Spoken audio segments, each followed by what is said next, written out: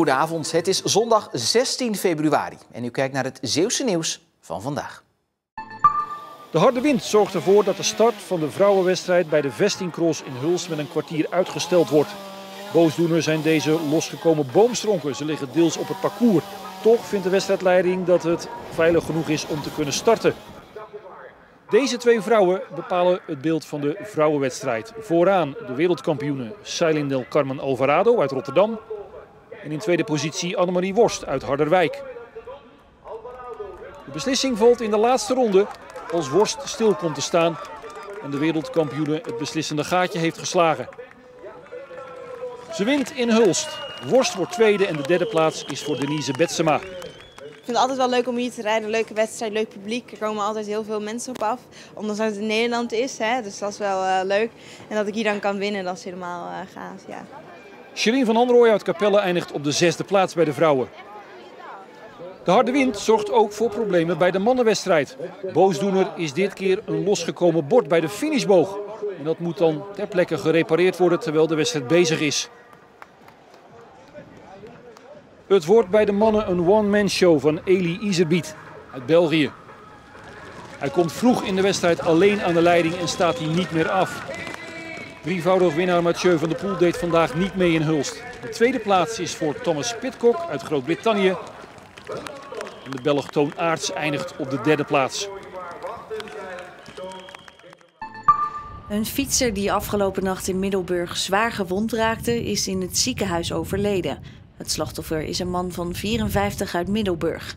Rond 1:15 werd hij gevonden naast zijn fiets op de Nieuwe Vlissingseweg. De man werd behandeld door een arts van een traumahelikopter en per ambulance naar een ziekenhuis gebracht. Daar overleed hij. Onderzoek moet uitwijzen wat er is gebeurd. De politie is op zoek naar getuigen.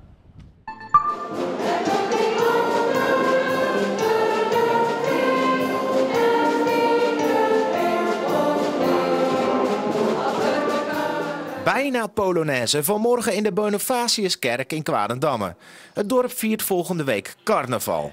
Vandaag de start met een katholieke kerkdienst. Het is een katholiek feest, zolang wij het weten. En de kerkdienst die hoort daarbij. En voor mij begint ook pas het carnaval pas echt, zeg maar, na de kerkdienst.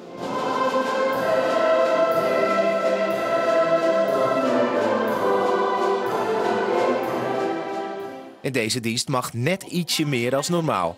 Want het woord van God en een beetje feest kan prima samen. Wij hebben een evangelie te verkondigen. En het evangelie staat voor blijde boodschap. Dus een viering mag ook vrolijk zijn. Veel kerkgangers zijn volgende week in complete feeststemming. En of ze dan nog wel eens terugdenken aan deze dienst? Dan denk ik er ook nog aan, ja, soms. Maar dan zijn de biertjes belangrijk. Dan zijn de biertjes wel wat belangrijker inderdaad, ja. Dus. Carnaval in Kwadendamme, of zoals tijdens carnaval de Pikpot, start komende vrijdag.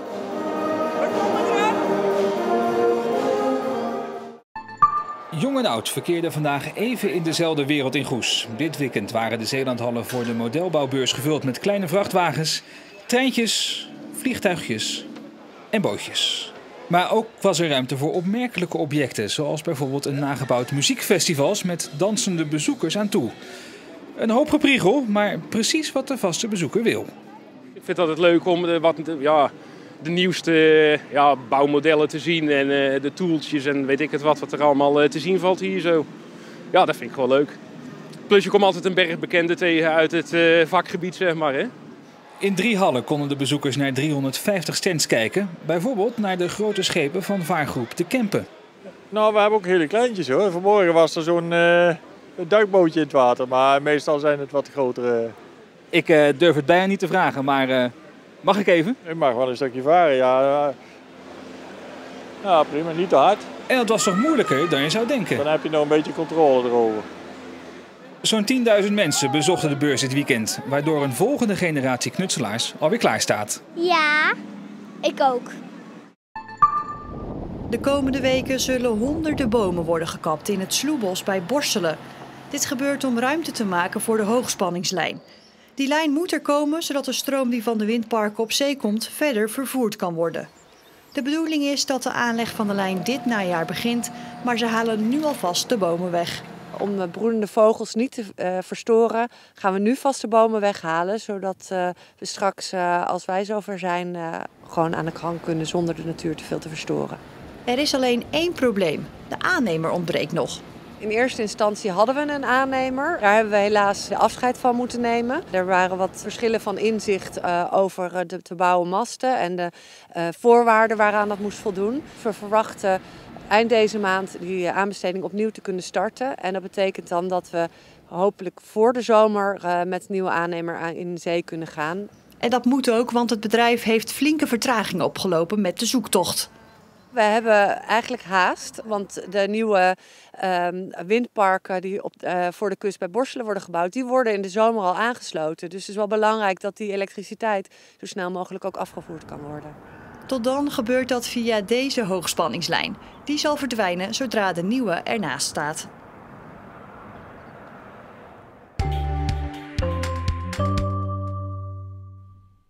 Het was echter een onrustige dag met vaak windkracht 7 tot 8 en overal windvlagen tussen de 80 en 90 km per uur.